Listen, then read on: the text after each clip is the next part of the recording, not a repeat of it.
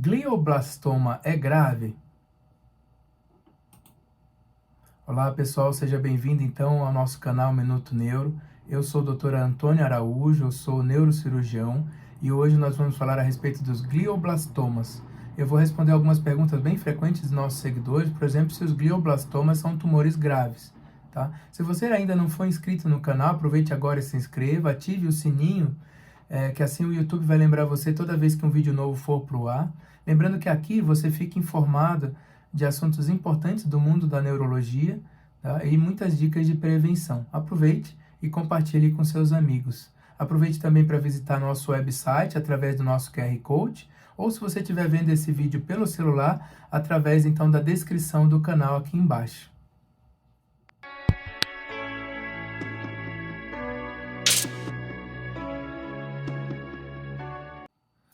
Então, o que são os glioblastomas, também conhecido como glioblastoma multiforme, ou a sigla GBM, tá? São tumores primários do cérebro, tá? São tumores malignos, né? Altamente infiltrativos do tecido cerebral, tá? Extremamente agressivos também, e que costumam crescer rapidamente, tá? Então, infelizmente, são tumores cerebrais primários, tá?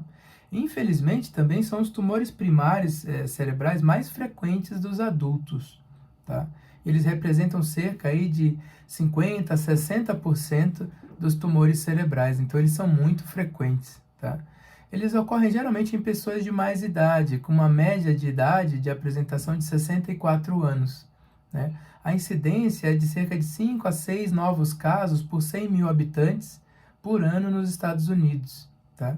E eles podem ser tumores novos, né, que a gente chama de glioblastoma de novo, né, são tumores novos, ou podem surgir da malignização de tumores de baixo grau, que a gente já chama de glioblastomas secundários, tá? Então, essa seria a classificação dos glioblastomas, tá? Geralmente, esses tumores acontecem em pessoas de mais idade, pessoas idosas, né? Enquanto que os tumores, os glioblastomas secundários, acontecem em pessoas mais jovens, tá? Aqueles que são por malignização de tumores de baixo grau, eles se mostram a apresentação em pessoas mais jovens. Quais seriam, então, os fatores de risco para o glioblastoma? O que a gente sabe, o principal deles é a radiação ionizante. Então, isso com intervalo de 10 a 20 anos. Então, são aqueles pacientes que fizeram uma radioterapia por algum outro motivo, por algum outro tumor, e que 10, 20 anos depois vão manifestar um glioblastoma, né?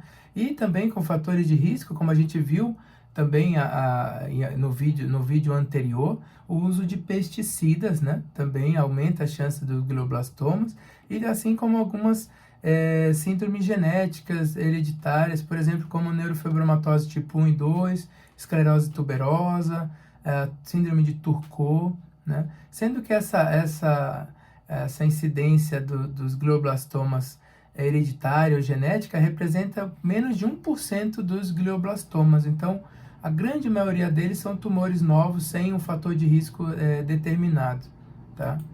Então, qual que seria a apresentação clínica dos glioblastomas? Geralmente depende do tamanho da lesão e da localização no cérebro, né? Então, eles podem cursar desde dor de cabeça, algum déficit neurológico focal, uma fraqueza do braço, fraqueza da perna, ou mesmo alteração cognitiva ou comportamental. Então, são aqueles pacientes de mais idade, que a família acha que ele está mais depressivo, ele que está mais...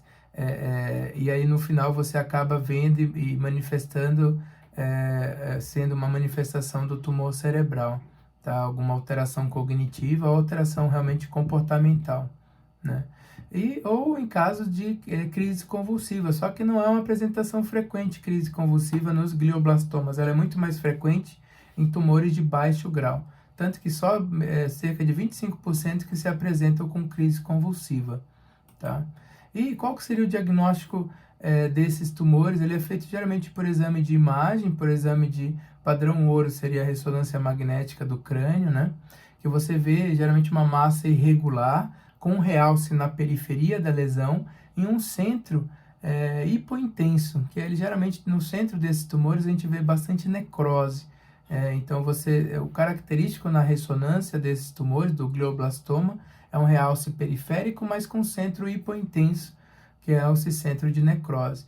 E, geralmente, em volta dessas lesões, a gente costuma ver bastante edema cerebral. Geralmente, esse edema cerebral a gente vê como se fosse dedos de luva. Então, faz um edema que a gente chama em dedos de luva, é bem característico dos glioblastomas, né? E 13% do glioblastoma, eles podem ser múltiplos, né?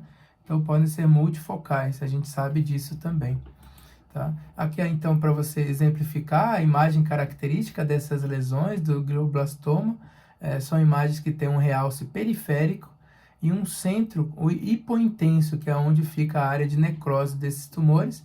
E na periferia dessa lesão, a gente costuma ver, então, mostrado até pela seta ali, esse edema cerebral, que a gente chama em dedos de luva. Então, faz um edema cerebral em dedos de luva, tá? E qual seria, então, o tratamento do glioblastoma? A gente sempre faz a primeira abordagem cirúrgica, né? Tanto para diagnóstico dessas lesões e visando sempre a máxima ressecção segura dessas lesões. Então, a gente faz toda a monitorização dos nervos do braço, da perna, dos nervos cranianos também, para se tentar o máximo de ressecção com o mínimo de sequela, né?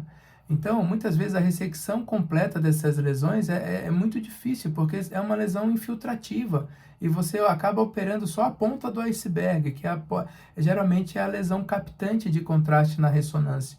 Mas muitas vezes esse tumor já tomou carona e já infiltrou uma boa parte do cérebro. Fora que eles costumam aparecer também muito próximos a áreas eloquentes do cérebro, como a área da fala, a área motora, né, a área dos sentidos do cérebro também.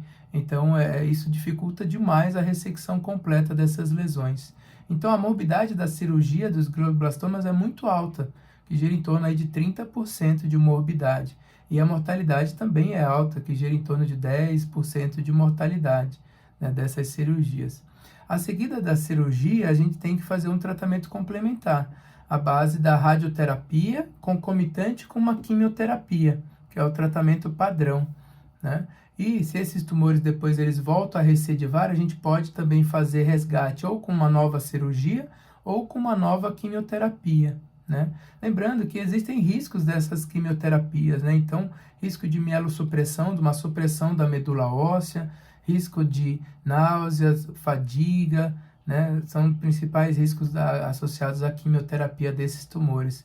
Enquanto que os riscos associados à radioterapia, os principais, é a perda de cabelo, a queda de cabelo, que é a alopecia, é a alteração no paladar também, então é uma queixa bem frequente dos pacientes que submetem à radioterapia, e o mesmo quadro de anorexia, né? Isso a gente pode ver associados, então, com a radioterapia desses tumores.